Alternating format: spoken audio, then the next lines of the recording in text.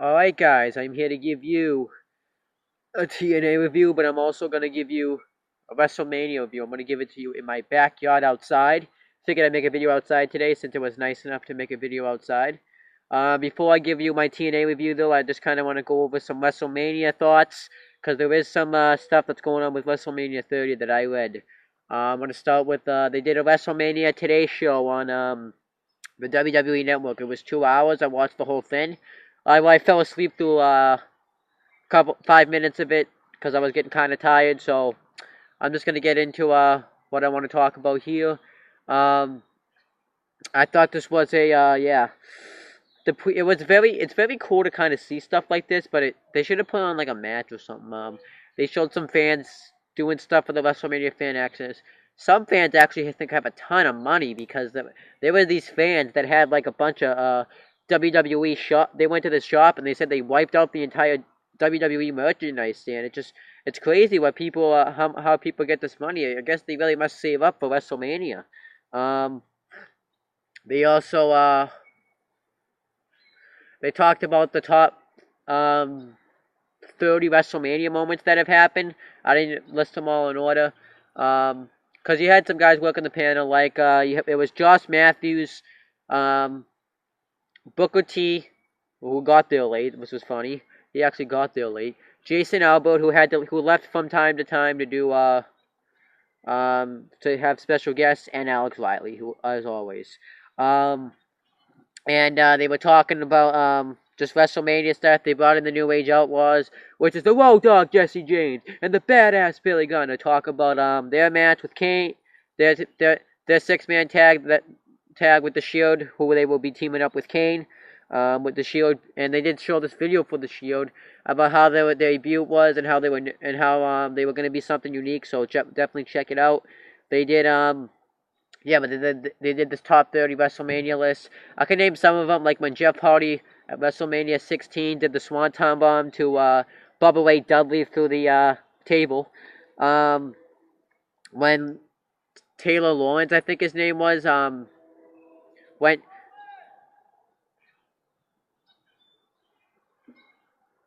What the fuck that was? Somebody just called my name. Yeah, when fought Bam Bam Bigelow at a WrestleMania. When trying to remember what else they did. When Rey Mysterio won the World Heavyweight Championship at WrestleMania 22. Yeah, I can't really remember anything else. It's on, but you can watch it off the network. I'll probably, I did, like I said, I did fall asleep. Another wrestle, and yeah, that was pretty much what they did. So that's the WrestleMania Today stuff. There's gonna be another one today at 6, so I'll be watching that.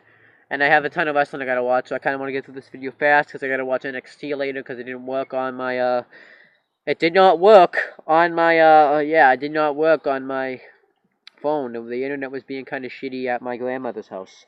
But they did announce something on WrestleMania, and that Stone Cold Steve Austin's gonna make his return. That's sick. That's awesome. It's gonna be really awesome to see Stone Cold Steve Austin at WrestleMania. We haven't seen him since WrestleMania 27, when he was the special guest referee for Michael Cole and Jerry the King Lawler match. That's gonna be sick. What he'll probably do is he's probably gonna stun someone, obviously, talk about the network and the WrestleMania moment he's done. But it's gonna be really cool to see Stone Cold Steve Austin. I haven't seen him since I went to see Grown Ups 2, and he was like the bully in that movie. So it's gonna be really cool to see him back in the WWE again. And he's gonna raise some hell like he always does. Drink some beers, raise hell. So WrestleMania stacked. Now we got Stone Cold Steve Austin there. So now let's get to TNA. I really think it's cool to see Stone Cold though. This TNA happened on April 3rd, 2014. We get Taz and Mike Tenay on commentary. I don't know where they are. I never see the commentators. I think it's weird. We get Bobby Ray and Ethan Carter III versus Bully Ray and Willow. And I forgot to write that it was a tables match, but it was. This was good. They did some Dudley Boy stuff / Team 3D when Jeff Hardy when they did the typical when D-Von would go jump off the top rope and land on somebody's balls. That's kind of what Willow did. I accidentally called him Jeff. Well, that's who he is, Jeff Hardy. Eventually, though, Willow goes to put Ethan Carter III through the through the table. But then Rockstar Spike comes out in a wheelchair and he hobbles out. Willow checks him out and carries him to the back. So then Bully Ray has to fend for himself. He's trying to fight him off, but the numbers become too much to him. He goes for the Diamond Cutter or the Bubba Cutter on Bobby Roode, but he counters into a spine buster through the table and wins the match. So I thought this was good stuff.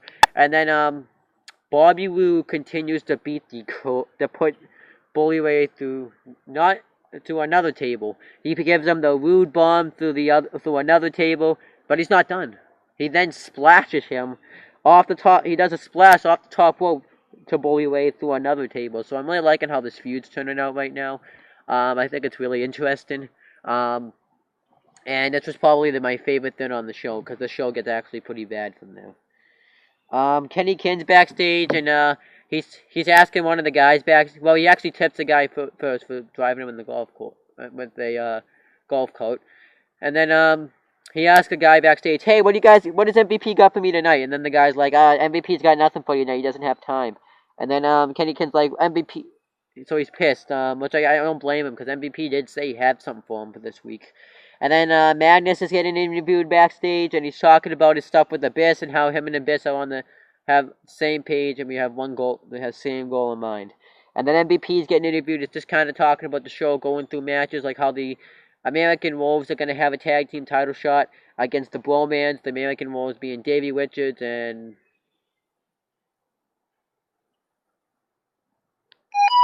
I don't really remember who the other guy is. I'm sorry. So, probably will come to me later on. And the Bromans being Robbie E. and Jesse Goddard. We're gonna find out more about that later. And then let me think. And then he announces that Madison Rayne will be able to take a tag team partner to face the Beautiful People tonight. Kenny Kinn walks in and wants to talk to MVP, but MVP says he's going to be a while, so we'll catch up with him when he gets the chance. And then we get Mr. Anderson versus Samuel Starr in a straitjacket match. This was gay. This was a gay match. Not like the people that were in the match. It's just a gay concept of a match. I can understand what they were trying to go for here. Mr. Anderson comes out and says he's going to put Samuel Shaw in the straitjacket. He calls him a creepy bastard again. And then Samuel Shaw comes out and says he's using his hands as out, and nobody does anything worthy with their hands. This match was gay, though. I didn't really like this. They had a decent match, but the straitjacket match just ruined everything. Eventually, Samuel Shaw just chokes out Mr. Anderson and puts him in the straitjacket for the win. It was gay. They should not have done this match. It's like a last ride match, a stretcher match, those types of gay matches.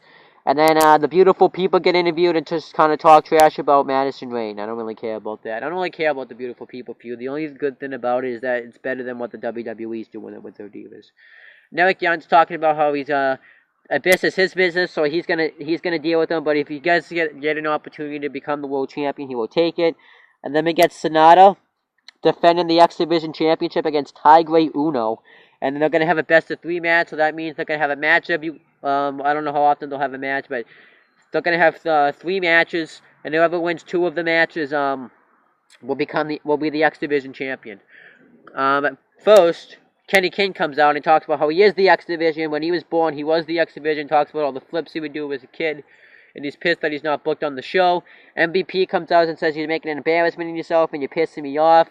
Eventually, Kenny King just like, you know what, why don't you face me? And he does face him, so it's going to be in an exhibition match. And then we get the championship match. So I was disappointed by this because I didn't think we were going to get the championship match. But I'm glad we ended up getting the title match, and it was great. They were doing a bunch of Sonata and Tiger Uno were doing a bunch of flying around action. It was a great match. I can't really call move for move what they did, but it was a very fast-paced match. If you've seen them have matches in the past, you could expect for the past 2 weeks, you could expect what they have.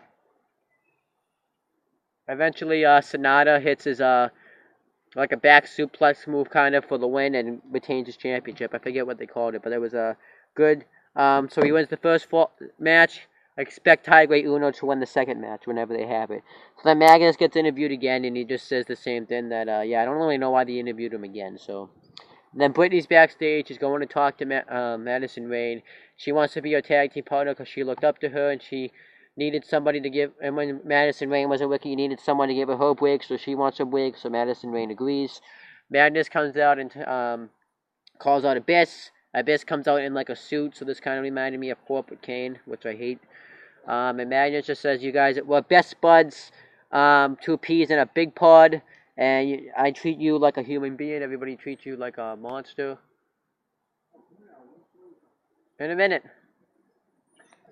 And then he says to Abyss that he loves him. That was crap, absolute shit. Then MVP and the American Wolves are backstage, and some guy comes up and says that Jesse kind of like what did they? You didn't tear it. Let me think. He tweaked his quad, and then so he can't wrestle tonight, which he probably isn't real. And MVP and then the Doctor don't look real, so then we get no tag title match. Mike Knox's journey home.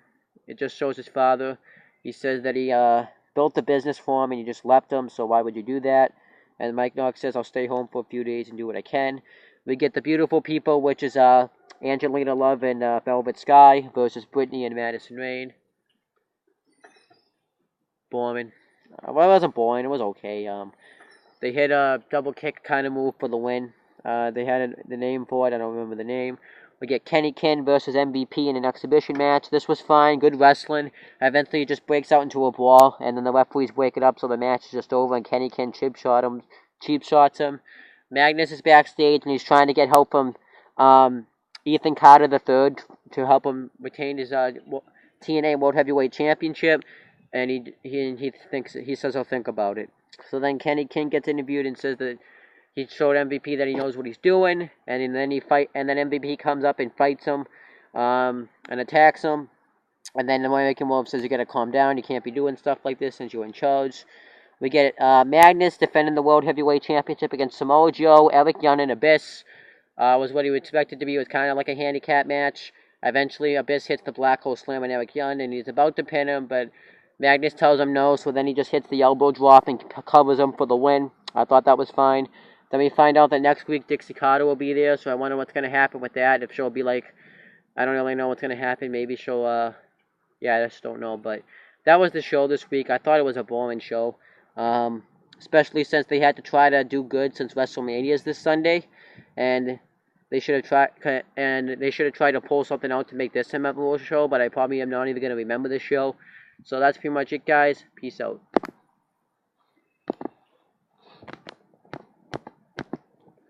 Pete.